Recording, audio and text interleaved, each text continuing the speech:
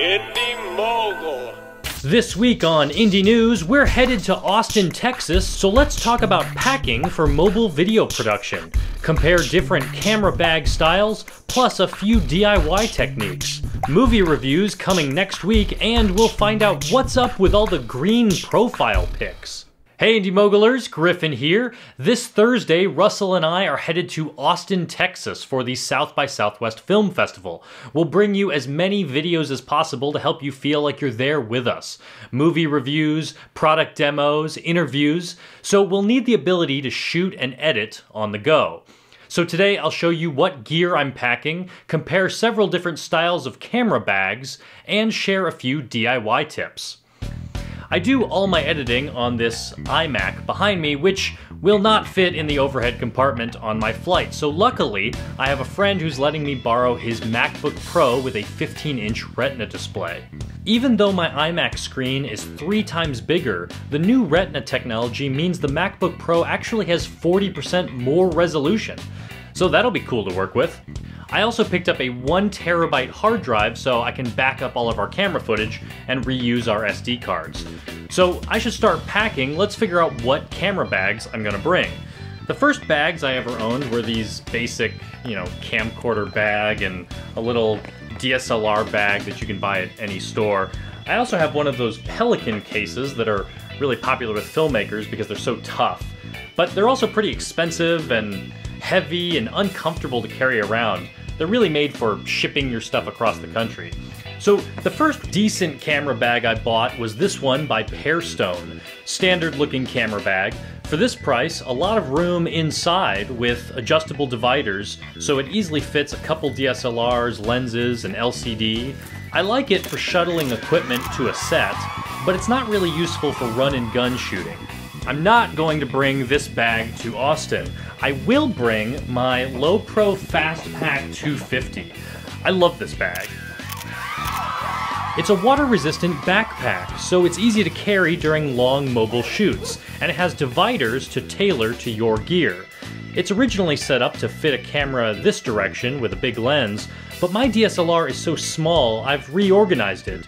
So now I can pack my 2 audio recorders, a dead cat windscreen, and a lavalier microphone. These dead cat windscreens make for great padding.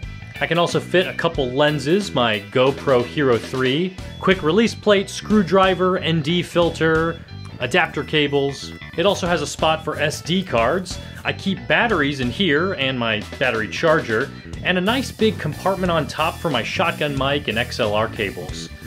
And it's perfect for this trip because it can also fit a laptop.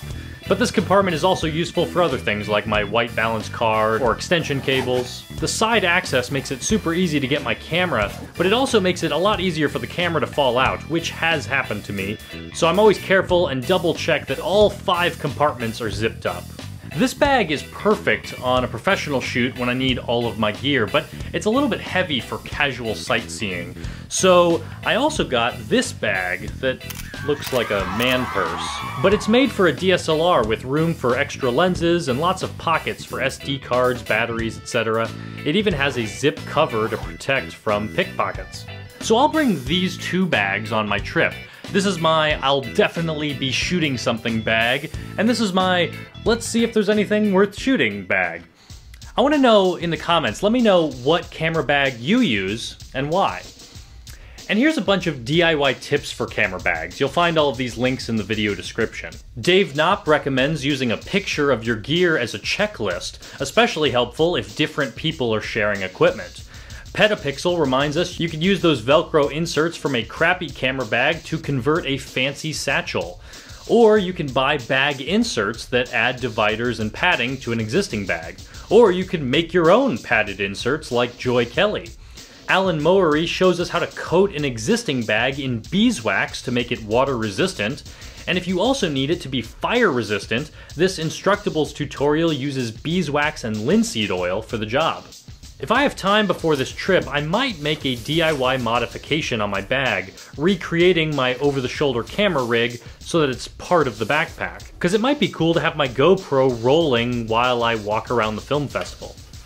Here are trailers for several of the films that we'll get to see next week at the South by Southwest Film Festival, and we'll bring you our early reviews. the new Evil Dead, Spring Breakers starring James Franco, the incredible Burt Wonderstone with Steves Carell and Buscemi, and here's a truly low-budget indie film that I'm excited about. Zero Charisma is a film about tabletop gaming nerds, and it was shot in Austin, Texas. So before I pack for my trip, I want to explain why several of my friends have made this their Facebook profile picture.